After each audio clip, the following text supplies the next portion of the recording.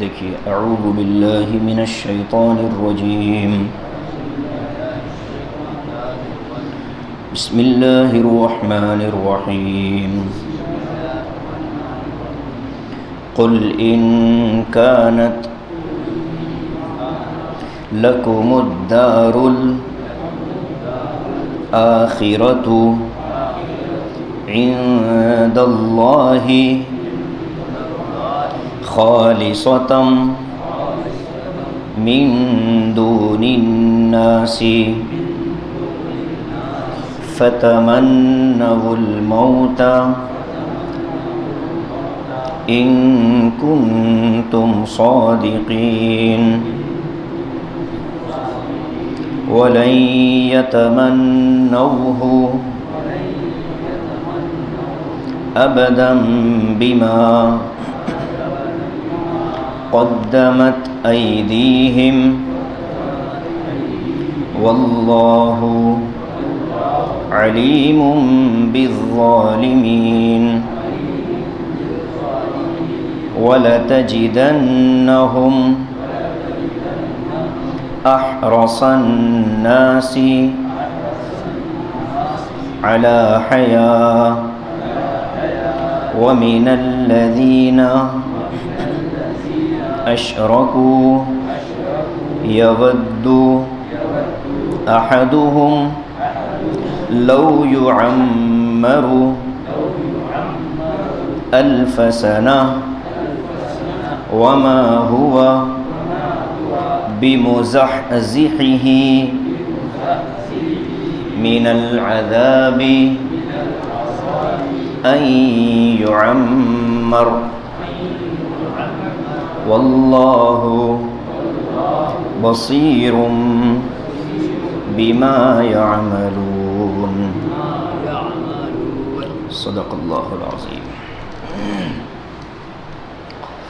دیکھیے ترجمہ، قل ان کانت لکم الدار الآخرہ، اے نبی آپ فرما دیجئے، آپ کہہ دیجئے کہ اگر تمہارے لیے ہی آخرت کا ٹھکانہ ہے، من دون الناس لوگوں کو چھوڑ کر، فتمنوا الموت ان کنتم صادقین اگر تمہاری یہ بات سچی ہے تو موت کی تمنا کر لو، وَلَن يَتَمَنَّوْهُ أَبَدًا بِمَا قَدَّمَتْ أَيْدِيهِمْ اور یہ ہرگز موت کی تمنا نہیں کریں گے کبھی بھی، بِمَا قَدَّمَتْ أَيْدِيهِمْ ان کے اس کرتوتوں کی وجہ سے جو انہوں نے آگے بھیج دیے، وَاللَّهُ عَلِيمٌ بِالظَّالِمِينَ اور اللہ تبارک و تعالی ظالموں کو خوب جانتا ہے، وَلَتَجِدَنَّهُمْ أَحْرَصَ النَّاسِ اے نبی آپ ان لوگوں کو پاؤ گے، احرص الناس علی حیاء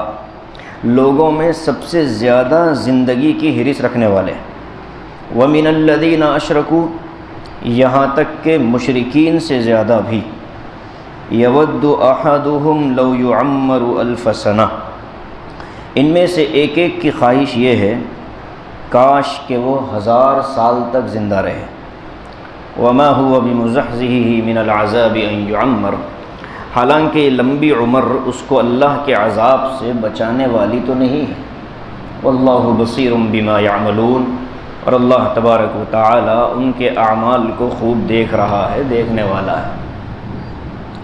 یہ گزشتہ مضمون گزشتہ درس میں جو حضرات تھے وہ بہت اچھی طرح سمجھ لیں گے کہ گزشتہ جو بات ختم ہوئی تھی وہ یہودیوں کی ایک شرارت پر ختم ہوئی تھی۔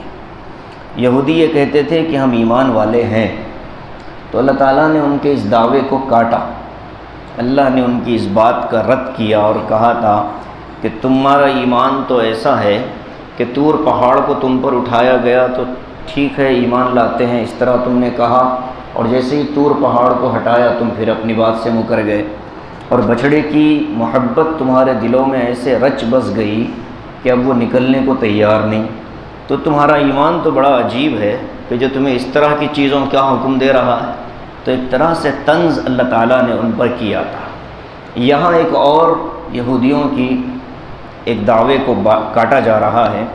وہ دعویٰ یہ کرتے تھے کہ اللہ کے محبوب تو ہم ہیں۔ یہودی اپنے آپ کو اللہ کا محبوب کہتے تھے، اللہ کے قریبی سمجھتے تھے، اور یہ کہتے تھے کہ ہم میں جو پکے مومن ہیں وہ تو مرتے ہی جنت میں چلے جائیں گے، اور جو تھوڑے بہت گناہگار ہیں وہ 40-50 دن جہنم میں جل کر پھر ہم بھی جنت میں چلے جائیں گے۔ اس طرح سے ان کا ایک دعویٰ تھا جو کہ جھوٹا تھا، اس لیے کہ ان کے ایمان کے لیے حضور پاک صلی اللہ علیہ وسلم پر ایمان لانا شرط ہے، تو وہ ہمارے نبی اور ہماری کتاب کا انکار کر کے کبھی جنت میں داخل نہیں ہو سکتے۔ تو ان کے اس دعوے کو ایک تو اللہ تعالیٰ نے دوسری جگہوں پر الگ الگ انداز سے کاٹا، یہاں جو ایک انداز ہے وہ بڑا پیارا ہے۔ اللہ نے کہا کہ ٹھیک ہے، اگر بات ایسی ہی ہے جیسے تم کہتے ہو کہ آخرت کا ٹھکانہ صرف یہودیوں کے لیے ہے، تو بھائی یہ دنیا کے جھمیلے، دنیا کی مصیبتیں، آخرت تو دنیا سے بہتر چیز ہے۔ وَلَلْآخِرَةُ خَيْرٌ لَكَ مِنَ الْأُولَىٰ، دنیا سے بہتر چیز تو آخرت ہے۔ تو آخرت جب اچھی ہے، نعمتیں وہاں ملیں گی، اللہ کا دیدار وہاں ہوگا، اللہ سے ملاقات ہوگی، تمہارا اکرام کیا جائے گا، تو یہاں مدینے میں مسلمانوں کے ہاتھوں پٹنے اور مسلمانوں کے ہاتھوں ذلیل ہونے سے اچھا تو یہ ہے کہ تم زبان سے یوں کہہ دو کہ اللہ ہمیں موت دے دے، ہم جنت آخرت میں آنا چاہتے ہیں۔ اب یہ ایک ایسی پکڑ ہے کہ یہاں ان کی حقیقت کھل جائے گی، اس لیے کہ موت کی تمنا وہی کر سکتا ہے جس کو اللہ سے ملاقات کا یقین بھی ہو اور آخرت کی کامیابی کا اطمینان ہو، تبھی موت کی تمنا کر سکتا ہے آدمی۔ اس کے علاوہ موت سے ڈرنا یہودیوں کی پرانی عادت ہے۔ ابھی نیچے ہم ترجمے میں پڑھ کر آئے ہیں کہ وہ چاہتے تھے کتنے سال جئیں، 1000 سال تک جینا چاہتے تھے۔ تو ان کی یہ ایک عادت ہے جس کا اللہ نے یہاں بیان کیا ہے، اور ایک طرح سے گویا کہ چیلنج دیا یہودیوں کو کہ اگر تم یہ کہتے ہو کہ آخرت کی کامیابی تمہاری ہے اور آخرت تمہارے لیے ہے، تو پھر ایسے شکل میں تم کو تو آخرت کی طرف چلے جانا چاہیے۔ جیسے ہم کہتے ہیں اپنی گفتگو میں، اگر کوئی یوں کہ بھئی ہم تو دکاندار ہیں، ہم تو کہتے ہیں کوئی اگر گاہک ہم سے یوں کہتا ہے آ کر کے کہ فلاں جگہ اتنی قیمت میں سامان مل رہا ہے، تو ہم تو کہتے ہیں کہ بھئی ہمارا سر درد کرنے کیوں آئے ہو، فلاں جگہ خرید لو۔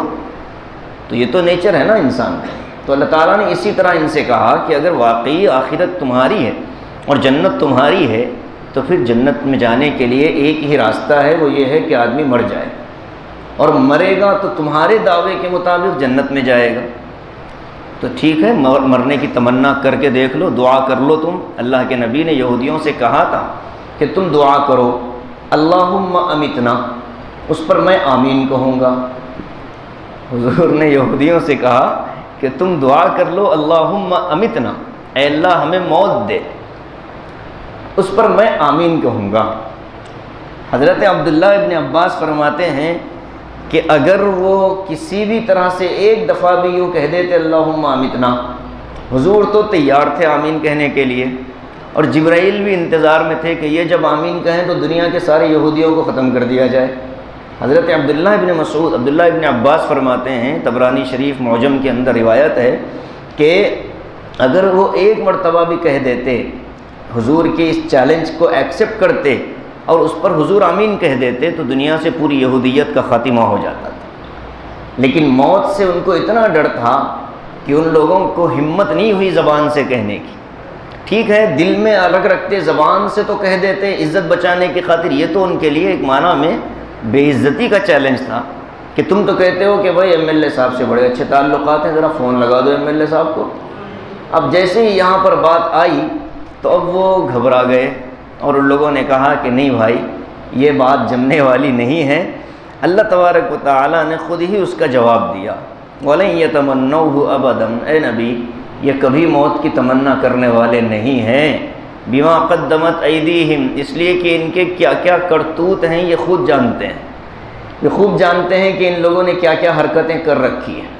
یہاں ایک مسئلہ ہم کو سمجھنا ہے، وہ یہ ہے کہ موت کی جو تمنا ہے، کیا شریعت اسلام میں موت کی تمنا کی گنجائش ہے یا نہیں ہے؟ اللہ کے نبی صلی اللہ علیہ وسلم نے فرمایا کہ تم لوگ اپنی کسی دنیاوی مصیبت کا شکار ہو کر موت کی آرزو مت کرو. یہ حدیث ہے.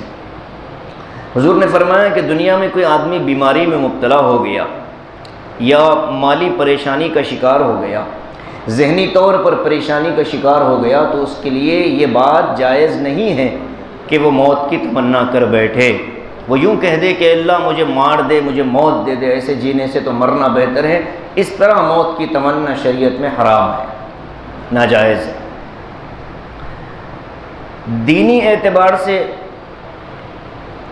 جیسے بعض صحابہ کے بارے میں آتا ہے، میدان جنگ میں جاتے تھے تو دعا مانگتے تھے.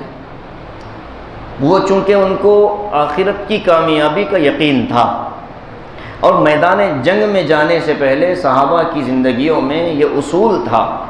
یہ بچوں، صحابہ کی زندگیوں کا اصول یہ تھا، یہ شریروں کو بیچ میں بٹھا دو، سب سے بیچ میں. صحابہ کی زندگی کا اصول یہ تھا کہ جب بھی وہ میدان جنگ میں جاتے تو اپنے پیچھے اپنے گھر والوں کے سامنے وصیت لکھ کر کے جاتے تھے.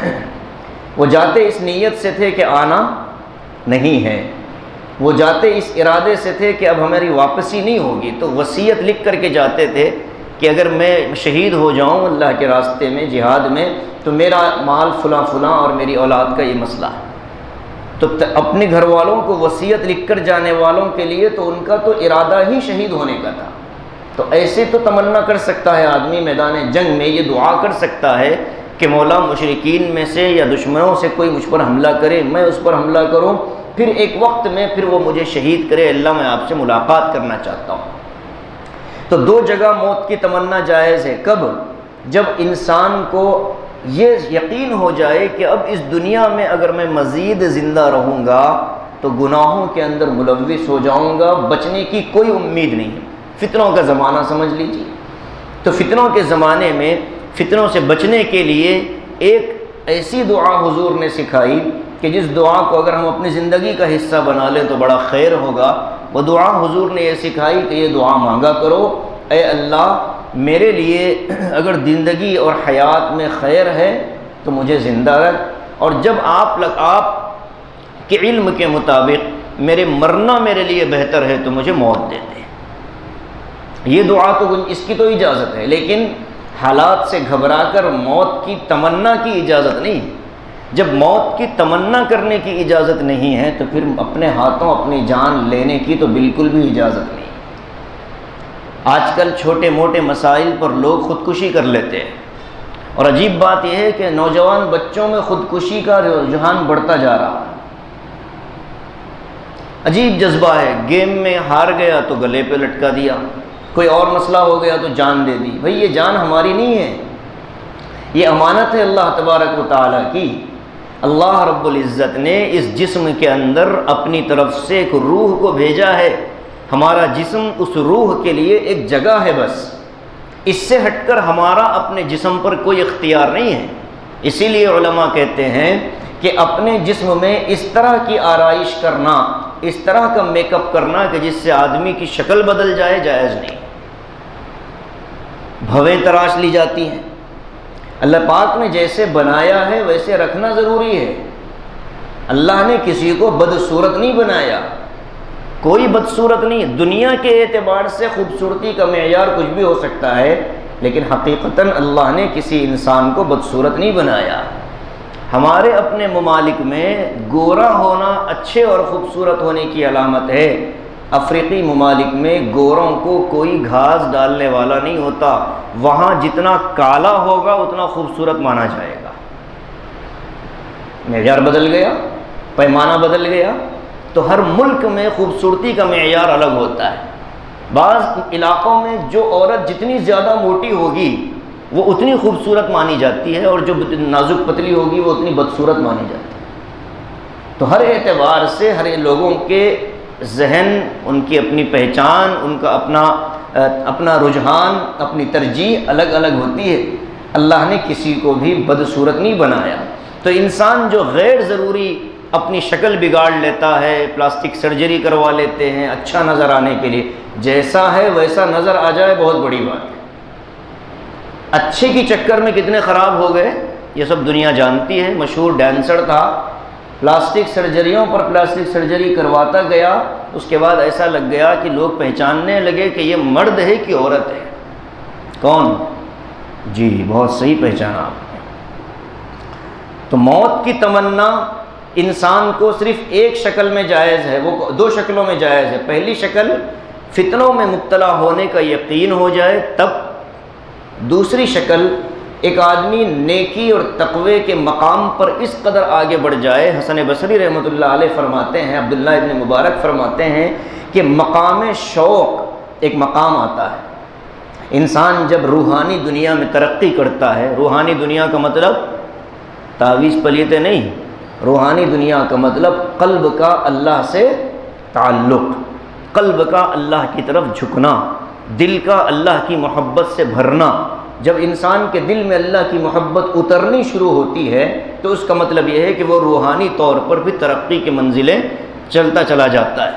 تو اس میں پہلی منزل آتی ہے کہ آدمی نیک ہو جاتا ہے، لوگوں سے ملنا جلنا محدود کر دیتا ہے، زیادہ وقت اللہ کی عبادت میں لگا دیتا ہے، بہت زیادہ وقت اللہ کی طرف لگاتا ہے، بات بات پر اس کو رونا آتا ہے، پھر وہ اللہ اللہ کرنے میں اس کو مزہ آتا ہے۔ پھر ایک مقام آتا ہے کہ انسان اللہ کی ذات میں گم ہو جاتا ہے، اسے بس اپنا بھی ہوش نہیں رہتا، سارا کھانا پینا سب کچھ ختم، بس مجھے کیا چاہیے؟ اللہ چاہیے۔ ایسے واقعات بھی تاریخ میں ملتے ہیں کہ کسی نے کہا اللہ تو سننے والوں نے بس اس کے منہ میں شکر ڈال دی کہ بھئی تو نے میرے محبوب کا نام لے لیا۔ تو یہ جو مقام ہے ولایت کا، جس کو بزرگی کا اعلیٰ مقام کہتے ہیں، اولیاء اللہ کو اللہ یہ مقام دیتے ہیں، ان میں بھی پھر آگے بڑھ کر ایک مقام آتا ہے جس کو مقام شوق کہتے ہیں۔ اب شوق کا مطلب یہ ہوتا ہے کہ بس اللہ سے ملاقات ہی میرا آخری مقصد ہے، بس اللہ مل جائے، اللہ سے ملاقات ہو جائے تو میری زندگی کا مقصد۔ اور اللہ سے ملاقات کی ایک ہی شکل ہے، وہ کون سی ہے؟ موت ہے۔ آدمی جب مرے گا تبھی تو اللہ سے ملاقات کے لیے جا پائے گا، آخرت میں اللہ کا دیدار ہوگا، جنت میں اللہ کا دیدار ہوگا، لیکن اس دنیا میں جانے کے لیے جس راستے اور جس ٹول گیٹ سے ہم کو گزرنا اس کا نام کیا ہے؟ موت ہے۔ اور اس موت کی تمنا ایسے انسان کے لیے جائز ہے جو اس مقام تک پہنچ چکا ہو۔ یہ ہے مقام شوق۔ انبیاء اکرام علیہم السلام کو یہ مقام بہت اعلیٰ درجے کا حاصل ہوتا ہے۔ امی عائشہ رضی اللہ تعالی عنہ فرماتی ہیں کہ اللہ کے نبی صلی اللہ علیہ وسلم نے فرمایا کہ ہر نبی کو ان کی وفات سے پہلے اختیار دیا جاتا ہے، بخاری مسلم کی حدیث ہے، اختیار دیا جاتا ہے، آپشن دیا جاتا ہے، پوچھا جاتا ہے کہ اے حبیب یہاں رہو گے دنیا میں یا چلنا ہے اللہ کے پاس؟ حضرت ابراہیم علیہ السلام کے پاس جب ملک الموت آئے اور آ کر کے انہوں نے پوچھا حضرت ابراہیم سے کہ آپ اللہ سے ملاقات کے لیے آپ کی روح قبض کروں؟ تو حضرت ابراہیم نے کہا اللہ میرا دوست ہے نا، دوست ایک دوست کی روح کیسے قبض کرے گا؟ ملک الموت جو ہے نا فرشتے ہیں، فرشتے دماغ نہیں لڑاتے، ان کو جو کہا گیا وہ کر دیتے ہیں۔ وَيَفْعَلُونَ مَا يُؤْمَرُونَ، ان کے پاس جتنا کہا گیا بس اتنا۔ اب جیسے ہی انہوں نے یہ بات کہی تو وہ پھر اللہ کے پاس پہنچے اور کہا کہ مولا یہ تو اس طرح کا ایموشنل بات انہوں نے کہی، تو اللہ تعالیٰ نے کہا کہ جا کر یہ پوچھو کہ ایک دوست سے ملنے میں تاخیر کرتا ہے؟ تو پھر آئے اور آ کر کے حضرت ابراہیم کو کہا تو کہا چلو دیر کیوں کر رہے ہو، لے چلو مجھے اللہ کے پاس۔ تو یہ ہے مقام خلت اور مقام شوق۔ نبی آخر الزمان صلی اللہ علیہ وسلم کا جب بخار کی شدت ہوئی آپ کی، تو اس بخار کی شدت میں حضور پاک صلی اللہ علیہ وسلم نے دعا مانگی۔ امی عائشہ فرماتی ہیں کہ آپ کو تھوڑی سی بے ہوشی کی کیفیت طاری ہوئی، غنودگی، تو میں نے آقا کی پیشانی پر اپنا ہاتھ رکھا اور دعا مانگنی شروع کی، اذهب البأس رب الناس، اے اللہ اس شدت کو دور فرما دے، اے لوگوں کے پروردگار اس شدت کو دور فرما دے، اس تکلیف کو دور فرما دے، اذهب البأس رب الناس اشفی انت الشافی، اے اللہ بس شفا دے دیجئے، آپ ہی شفا دینے والے، اشفی انت الشافی لا شفاء الا شفاؤک، دنیا میں کوئی شفا نہیں ہے بس شفا آپ کے پاس ہے، شفاء لا یغادر سقما، اے اللہ ایسی شفا عطا فرمائیے کہ جو کسی معمولی بیماری کو بھی باقی نہ رکھے۔ یہ دعا جس وقت امی عائشہ کر رہی تھی تو نبی پاک صلی اللہ علیہ وسلم نے آنکھیں کھولی اور کھول کر امی جان کا ہاتھ ہٹا کر کہا کہ نہیں عائشہ، میں نے اللہ سے مانگ لی ہے دعا، اللہم الرفیق الاعلی۔ مجھے آ کر پوچھا تھا فرشتوں نے کہ رہنا چاہتے ہو کہ آنا چاہتے ہو، تو میں نے کہہ دیا کہ مجھے آنا ہے اللہ سے ملاقات کے لیے۔ تو امی عائشہ کہتی ہیں کہ تب مجھے یقین ہو گیا کہ نبی کو بھی اختیار دیا گیا، نبی نے رہنے کے مقابلے میں جانے کو پسند کر لیا۔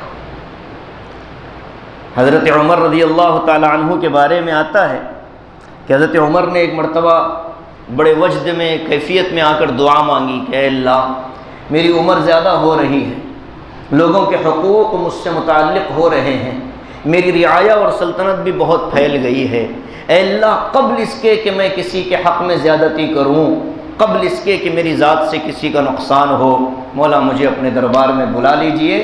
مورخین لکھتے ہیں، قاضی ثناء اللہ پانی پتی رحمۃ اللہ علیہ نے تفسیر مظہری میں لکھا کہ اس دعا کے 1 مہینے کے اندر حضرت عمر رضی اللہ تعالیٰ عنہ کی شہادت ہو گئی۔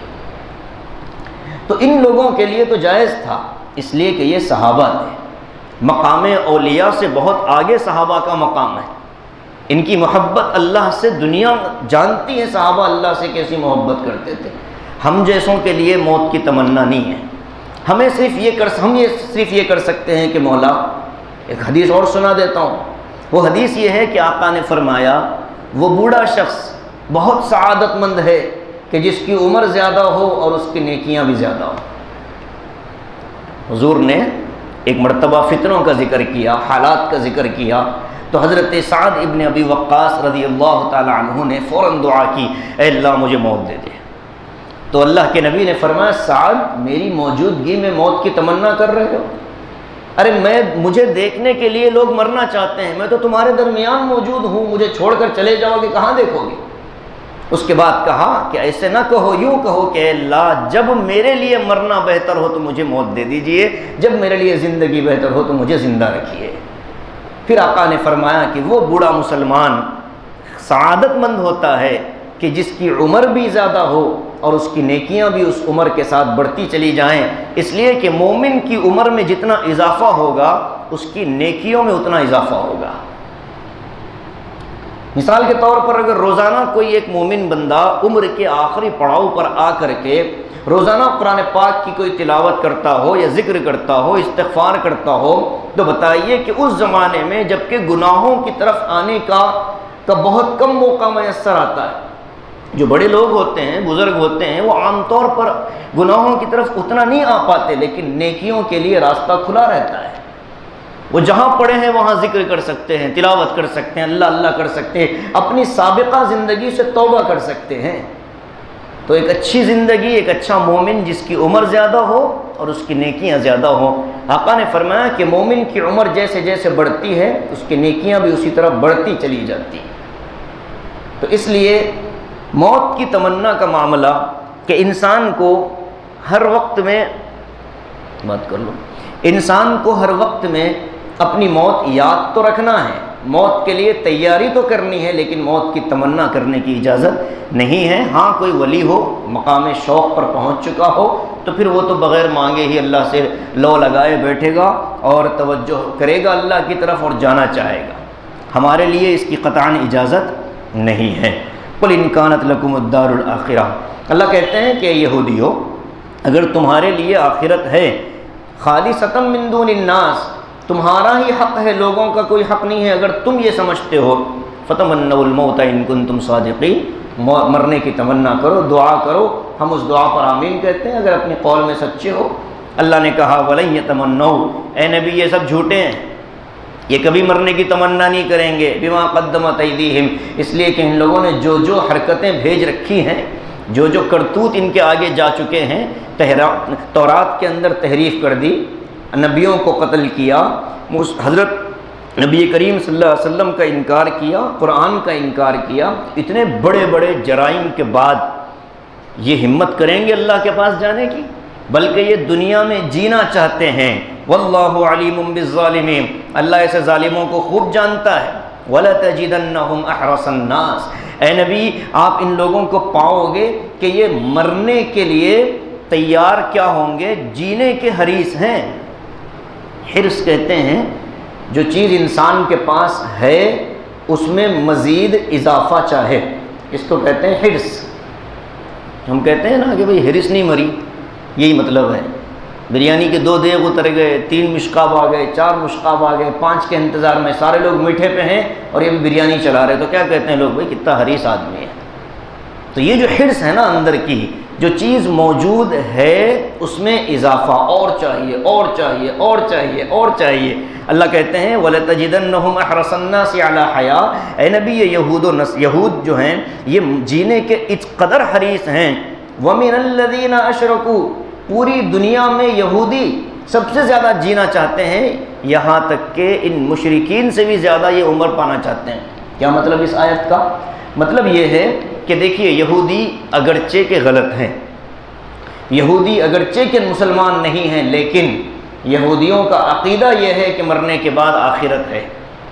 یہودی مانتے ہیں آخرت کو۔ جب یہودی آخرت کو مانتے ہیں تو یہودی آخرت کو ماننے کی وجہ سے آخرت کی زندگی کی کامیابی اور ناکامی کا بھی یقین رکھتے ہیں۔ ان کو معلوم ہے کہ یہ دنیا عارضی ہے، ایک نہ ایک دن مرنا ہے، لیکن ایک قوم ایسی ہے کہ جو مرنے کے بعد دوبارہ زندہ ہونے پر یقین نہیں رکھتی۔ وہ کون سی قوم ہے؟ وہ ہمارے اس ملک میں جو لوگ ہیں، مشرکین جس کو کہتے ہیں، ہندوز جس کو کہتے ہیں، ان کے پاس مرنے کے بعد دوبارہ جنم ہے لیکن دوبارہ زندگی نہیں ہے۔ وہ کیا کہتے ہیں کہ اچھا ہوگا تو کسی اچھے کے اندر آ جائے گا۔ ان کے پاس روحیں بہت لمیٹڈ ہیں، وہ گھما کر روحوں کو واپس لے آتے ہیں کہ بھائی تم چلے گئے، تم ادھر آ جاؤ، ادھر آ۔ ہمارے پاس تو جتنے جسم اتنی روح ہیں۔ ہمارا عقیدہ مسلمانوں کا، اللہ تعالیٰ کے پاس روحوں کی کوئی کمی نہیں ہے، لیکن ان کے پاس روح بہت مختصر ہے۔ کوئی اگر غلط کام کرتے کرتے مر گیا تو اس کی روح کس میں آ جاتی ہے؟ غلط جانور میں آ جاتی ہے، کبھی خنزیر میں آ جاتی ہے، کبھی کوے کتے میں آ جاتی ہے، اور کبھی جو اچھا ہوتا ہے تو پھر اس کی روح کسی اچھے جانور میں آ جاتی ہے۔ تو یہ تو روٹیٹ کرتے رہتے ہیں روحوں کو آنے جانے کا، کہتے ہیں اس کو آواگون، ان کا عقیدہ ہے۔ مرنے کے بعد ہمارا عقیدہ کیا ہے؟ ہمارا عقیدہ یہ ہے کہ جب انسان مرتا ہے اس کی روح نکل جاتی ہے اور وہ روح عالم ارواح میں سٹور ہو جاتی ہے۔ اب وہ کب تک رہتی ہے وہاں پر؟ آخرت تک، قیامت تک وہ وہیں رہے گی۔ اب قبر میں انسان کے ساتھ اس کے اعمال کے حساب سے معاملہ ہوتا ہے، نیک ہوگا تو قبر اچھی ہوگی، اگر بد ہوگا تو قبر کے اندر ہلکا سا عذاب، ایک شکل ہلکی سی جو آخرت میں ملنے والی ہے اس کی ایک شکل قبر کو بنا دیا جاتا ہے۔ لیکن کوئی روح واپس دنیا میں نہیں آتی، اس کو سمجھ لیجئے۔ یہ ایک رسم چل پڑی ہے، ایک غلط بدعت شروع ہو چکی ہے کہ روحیں آتی ہیں۔ لوگ کھانے بنا کر بھی رکھتے ہیں کہ روح آئے گی کھانا کھائے گی۔ روح کھانا کب کھاتی ہے؟ کھانا تو جسم کی ضرورت ہے، کھانا انسان کے جسم کی ضرورت ہے، روح کی ضرورت نہیں ہے۔ لوگ کہتے ہیں بڑوں کی عید ہے۔ یہ بڑے کون؟ جو دنیا سے چلے گئے، ان کی روحیں آئیں گی واپس۔ کیا کرنے آئیں گی دنیا میں؟ دیکھنے کے لیے آئیں گی کہ مجھے کتنا یاد رکھا، کتنا یاد نہیں رکھا۔ مولانا عاقل صاحب رحمۃ اللہ علیہ کبھی بیان میں کبھی مزاحیہ کہہ دیا کرتے تھے کہ اگر کوئی آ گئے تو کیا گھر والے رہیں گے؟ یہ بھی ان کے ساتھ واپس چلے جائیں گے خوف کے مارے۔ تو اس لیے یہ عقیدہ غیر مسلموں سے ہمارے اندر آیا ہے۔ میں آپ کو بتاؤں، کسی کے گھر فوتگی ہو جائے، وفات ہو جائے تو اڑوس پڑوس والے دباؤ ڈالتے ہیں، بھائی گھر میں چنا ڈالو۔ کیوں ڈالیں بھائی؟ نہیں، وہ روحانیاں دھنڈلاتے۔ کیا مطلب اس کا؟ مطلب یہ ہے کہ وہ جو روح نکل کر گئی ہے وہ واپس آنا چاہتی ہے۔ اچھا، چنا ڈالیں تو کیا ہوگا؟ چنا ڈالے تو چونکہ گھر کا رنگ بدل جاتا، روح کنفیوز ہو جاتی۔ اچھا بھائی کنفیوز ہو گئے، دوسرے گھر میں گھس گئی تو سمجھ رہے؟ اگر خدا نہ خواستہ یہ ایڈریس چھوڑ کے دوسرے ایڈریس میں گھس گیا تو وہ گھر والے نہیں پریشان ہوں گے؟ تو یہ ساری چیزیں بکواس ہیں، یہ ساری چیزیں بنڈل ہیں، اس کی کوئی حقیقت نہیں ہے۔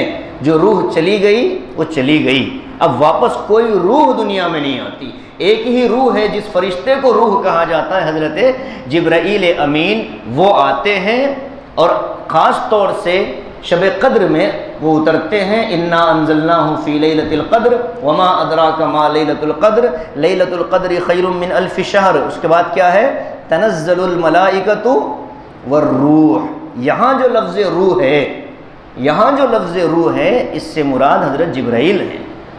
جبرائیل آئیں گے وہ جھنڈا لے کر کے آئیں گے اور پھر گشت کریں گے پوری دنیا میں، عبادت کرنے والوں سے مصافحہ کریں گے، یہ تو جبرائیل کا آنا جانا تو ہوگا، لیکن انسان مرنے کے بعد جب اس کو قبر میں دفنا دیا جائے یا دفنانے سے پہلے بھی روح کبھی لوٹ کر واپس نہیں آتی، اس چیز کو ذہن میں رکھ لیجئے۔ تو یہ کہتے ہیں مشرکین جن کا آخرت کا کوئی عقیدہ نہیں، ان کو جو کچھ ہے دنیا ہے، اسی لیے مشرکین کو آپ دیکھیں اللہ تعالیٰ مسلمانوں کے مقابلے میں غیروں کو نوازتا بھی زیادہ ہے، ان کی بنگلے زیادہ، ان کی گاڑیاں زیادہ، ان کے عہدے زیادہ، ان کے پاس مال زیادہ، ساری چیزیں ان کے پاس زیادہ ہوتی ہیں۔ کیوں؟ اس لیے کہ حضور نے فرمایا دنیا ایمان والے کے لیے تو قید خانہ ہے اور کافروں کے لیے جنت ہے۔ تو جنت میں جو کچھ ہوگا ایمان کافروں کو دنیا ہی میں دے دیا جائے گا، وہاں ان کو کوئی حساب کتاب نہیں ہوگا۔ جو کافر غیر ایمان کی حالت میں دنیا سے گیا، یعنی ایمان کے بغیر دنیا سے گیا، اس کا حساب کتاب نہیں ہوگا، اس کا نامہ اعمال نہیں ہوگا، اس کو سیدھے جہنم میں ڈال دیا جائے گا۔ ترازو میں جو پلڑے میں جو ڈالا جائے گا وہ صرف ایمان والوں کے اعمال کو ڈالا جائے گا۔ پل صراط پر سے جو گزریں گے وہ صرف مسلمان گزریں گے، اس لیے جو کافر ہیں وہ تو سیدھے سیدھے جہنم ہے، خالدین فیہا، فیصلہ ہو چکا ہے۔ اب جو ایمان والا جا رہا ہے، الذین آمنوا وعملوا الصالحات کا پیمانہ اگر اس کا ہے تو اس پیمانے کو ناپنے کے لیے وہاں پر ترازو قائم کیا جائے گا۔ وَنَضَعُ الْمَوَازِينَ الْقِسْطَ لِيَوْمِ الْقِيَامَةِ۔ کافروں کا عقیدہ ہی نہیں ہے آخرت میں، تو ان کے لیے تو دنیا ہی دنیا ہے۔ اس لیے آپ دیکھیں غیر مسلم موت سے بہت ڈرتے ہیں، یہودی بھی موت سے بہت ڈرتے ہیں۔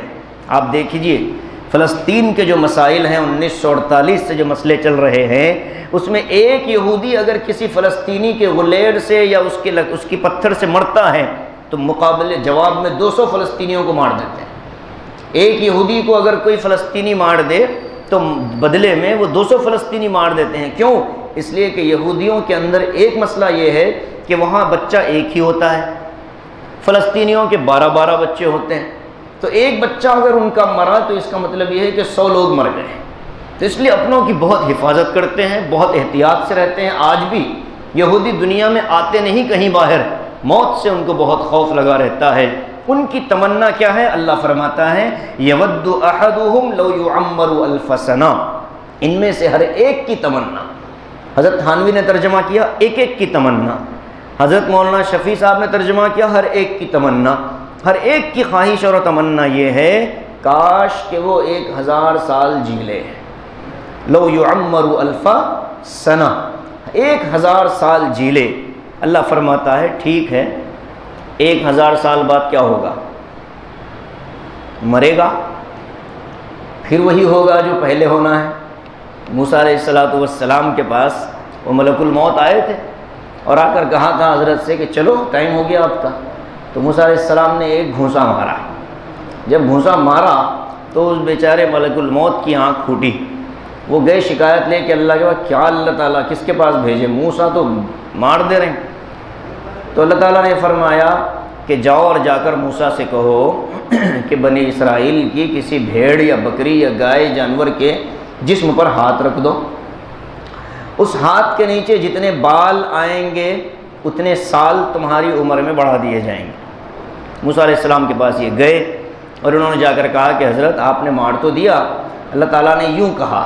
حضرت موسیٰ علیہ السلام نے پوچھا اچھا جتنے بال آئیں گے اتنے سال بڑھیں گے، اس کے بعد کیا ہوگا؟ تو حضرت ملک الموت نے کہا پھر موت ہوگی۔ تو موسیٰ نے کہا کہ جب مرنا ہو تو ابھی مر جائیں گے، چلو لے جاؤ مجھے۔ تو یہ ہر ایک کو موت کا مزہ چکنا ہے۔ تو یہودی اگر 1000 سال جی لیں اس کا اینڈ کیا ہے؟ پھر موت ہی ہے۔ تو اللہ فرماتا ہے کہ اگر وہ 1000 سال جی بھی لیں تو اللہ کے عذاب سے تھوڑی بچ جائیں گے۔ وَمَا هُوَ بِمُزَحْزِحِهِ مِنَ الْعَذَابِ أَن يُعَمَّرَ، ان کی لمبی عمر ان کو اللہ کے عذاب سے بچانے کے لیے کام نہیں آتی۔ قرآن تو یہودیوں کے بارے میں یہ کہہ رہا ہے اور اللہ کے نبی نے مسلمانوں کے بارے میں کہا کہ وہ بوڑھا اور وہ بڑی عمر کا مسلمان بہتر ہے، سعادت مند ہے کہ جس کی عمر بھی زیادہ ہو اور نیکیاں بھی زیادہ ہوں۔ تو گویا کہ مسلمانوں پر کتنا رحم ہے اللہ کے نبی کے توسط سے، کتنی انعام کی بارشیں کہ جو بڑی عمر کے احباب ہوتے ہیں، اللہ نے فرمایا کہ سفید ریش والے جب ہاتھ اٹھا کر دعا مانگتے ہیں تو ان کی دعاؤں کو بغیر قبول کیے واپس کرنے مجھے شرم آتی، اس لیے کہ ایمان کی حالت میں اس نے اپنے بال سفید کیے، ایمان کی حالت میں بوڑھا ہوا ہے ایک آدمی، تو اللہ تعالیٰ کو بھی ان کی دعاؤں کے رد کرتے ہوئے شرم آتی ہے۔ اسی لیے انسان کی زندگی کے جو 3 مرحلے ہیں، ایک تو بچپن کا مرحلہ، جوانی کا اور بڑھاپے کا، تینوں مرحلوں میں انسان کو اپنی موت یاد رکھنی ہے۔ بچپن کھیل کود کا زمانہ ہے، 14 یوں سمجھ لیجئے کہ بالغ ہونے تک شریعت بھی بچے کو ٹچ نہیں کرتی، شریعت بھی یہ نہیں کہتی کہ تم نے یہ کیوں نہیں کیا، یہ کیوں نہیں کیا، آزاد چھوڑ دیا، یہ زمانہ کھیل کود کا ہے، انسان کی صحت بنانے کا زمانہ ہے۔ ان کو ایسے کھیلوں کے اندر لگایا جاتا ہے، ایسے کاموں کے اندر لگایا جاتا ہے کہ پوری زندگی کی عمارت اسی بچپن کے کھیل کود پر قائم رہے گی۔ صحت مند ہوگا بچپن تو جوانی اور بڑھاپا صحت مند ہوگا، تو اس مدت میں کوئی شرعی حکم بچے سے مخاطب نہیں ہوتا، لیکن جیسے ہی جوانی شروع ہوتی ہے تو سارے احکام متوجہ ہو جاتے ہیں، پردے کا حکم بھی آ رہا، نماز کا حکم بھی آ رہا، زکوٰۃ کا حکم بھی اگر صاحب نصاب ہے، روزے کا حکم بھی آ رہا ہے، تو جتنے احکام ایک بڑے آدمی کے لیے ہیں وہ جوان کے لیے بھی ہیں جو بالغ ہو چکا ہے۔ تو یہ دوسرا مرحلہ جو ہوتا ہے یہ بڑا اہم اور نازک ہوتا ہے۔ اس دوسرے مرحلے میں اگر کوئی جوان اپنی جوانی اللہ کی عبادت میں لگا دیتا ہے تو اللہ کے نبی نے فرمایا کہ قیامت کے دن عرش کے سائے کے نیچے جو 7 لوگ ہوں گے اس میں ایک ایسا نوجوان بھی ہوگا جس کی جوانی اللہ کی عبادت میں گزری ہوگی۔ تیسرا مرحلہ جو ہے وہ پھر انسان کی انفرادیت کا مرحلہ ہے۔ بچپن انفرادیت ہے، جوانی اجتماعیت ہے، عام طور پر دوست ہوتے ہیں، احباب ہوتے ہیں، لکھنے پڑھنے کا ماحول اور ساری چیزیں ہوتی ہیں، اور جیسے جیسے بڑھاپے کی طرف آتا ہے تو تعلقات ختم ہو جاتے ہیں، دوست دنیا سے رخصت ہو جاتے ہیں، کاروبار ختم ہو جاتا ہے، آدمی آرام کی طرف آ جاتا ہے۔ یہ آخری پڑاؤ اس کی عبادتوں کا سب سے بہترین وقت ہوتا ہے، اللہ سے لو لگانے کا سب سے بہترین وقت ہوتا ہے۔ ایک وہ نقطہ یاد آتا ہے، اذا جاء کا سورہ جو نازل ہوا، اللہ کے نبی صلی اللہ علیہ وسلم کی عمر مبارک 63 سال تھی۔ 63 سال میں اللہ کے نبی پر یہ سورت نازل ہوئی، اذا جاء نصر اللہ والفتح۔ اے نبی، جب اللہ کی مدد اور کامیابی آئے گی، وَرَأَيْتَ النَّاسَ يَدْخُلُونَ فِي دِينِ اللَّهِ أَفْوَاجًا، آپ لوگوں کو دیکھو گے کہ وہ اللہ کے دین میں فوج در فوج آ رہے ہیں، قوموں کی قومیں ایمان میں آ رہی ہیں، آپ دیکھو گے۔ 2 کام ہو گئے، فتح مل گئی، مکہ فتح ہو گیا، لوگ ایمان میں آ رہے ہیں، آپ کو 2 کام کرنے ہیں۔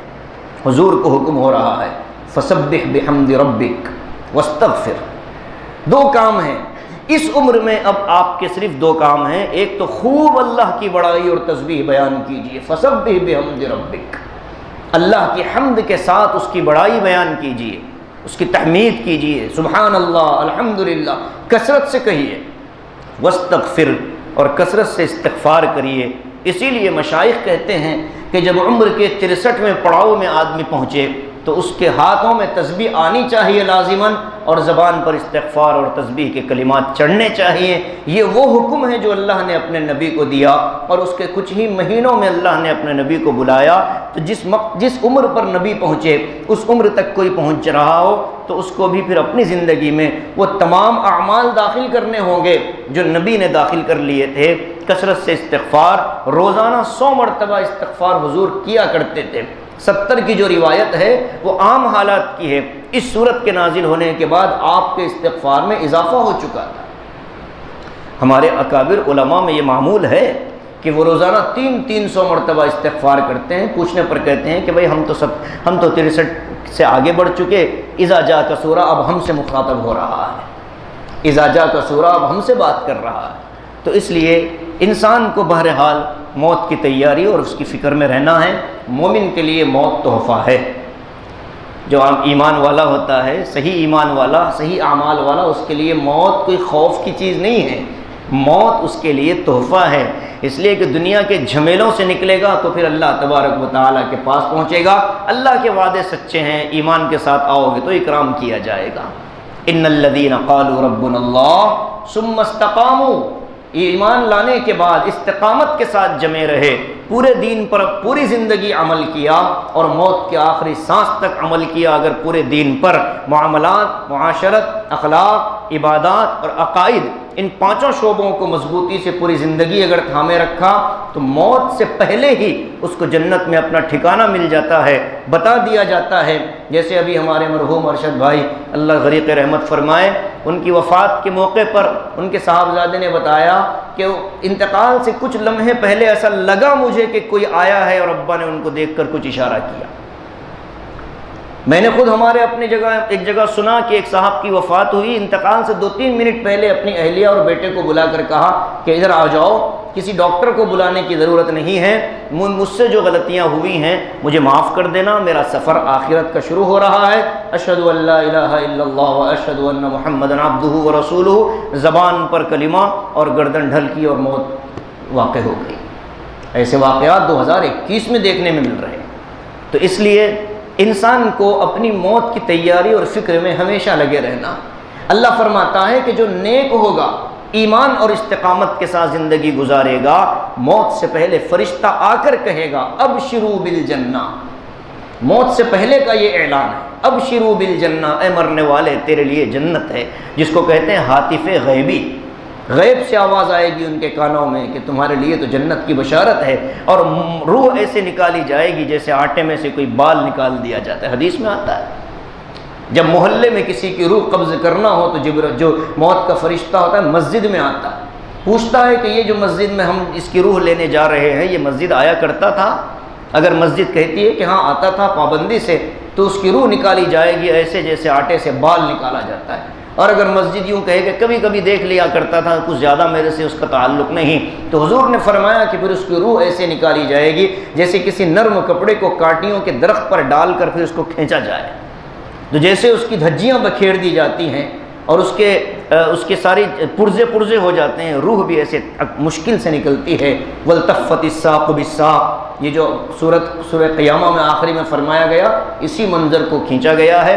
اسی لیے حضور نے دعا مانگی، اے اللہ موت کی سکرات سے حفاظت فرما، سختی سے حفاظت فرما۔ پوری امت کے لیے آپ نے دعا مانگی۔ ایک موقع پر فرمایا کہ میں نے اللہ سے یہ دعا مانگی کہ موت کی جو تکلیف ہے، میری پوری امت کو جو تکلیف ہوگی اس کی آدھی تکلیف مجھے دے دو، لیکن میری امت کو موت کی تکلیف سے بچا۔ یہ نبی اور اس نبی کے ہم امتی، تو اس لیے میرے بھائی یہ قرآن پاک کی جو آیتیں ہیں ہمیں موت یاد بھی دلاتی ہیں، موت کی تمنا سے منع بھی کرتی ہیں۔ مومن کے لیے تو موت ایک دوست سے ملاقات کا ذریعہ ہے، اس لیے اچھی زندگی اگر جئیں گے، انتم تموتون کما تعیشون وانتم تبعثون کما تموتون، تم ایسے مرو گے جیسے زندگی گزارتے ہو، اور ایسے اٹھو گے قیامت کے دن جیسے تم مرے ہو۔ تو اچھی زندگی اگر ہم گزاریں گے تو اچھی موت انشاءاللہ ہوگی۔ حضرت یوسف نے دعا مانگی، توفنی مسلما والحقنی بالصالحین، اے اللہ مجھے مسلمان بنا کر ماریے گا، دنیا سے لے جائیے گا، اور قیامت کے دن نیک لوگوں میں مجھے اٹھائیے گا۔ تو ہم بھی یہ دعا مانگتے رہیں۔ اللہ تبارک و تعالی ہم سب کو اپنے اپنے وقت پر اپنی مکمل رضامندی کے ساتھ کامل ایمان کی حالت میں اللہ ہمیں اپنے دربار میں بلائے، مقروض موت سے اللہ حفاظت فرمائے، لوگوں کے حقوق ہمارے ذمے ہوں، اور اللہ اگر ہم سے ناراض ہو ایسے حالت میں موت سے اللہ ہماری بھرپور حفاظت فرمائے۔ آمین وآخر دعوانا ان الحمد للہ رب العالمین۔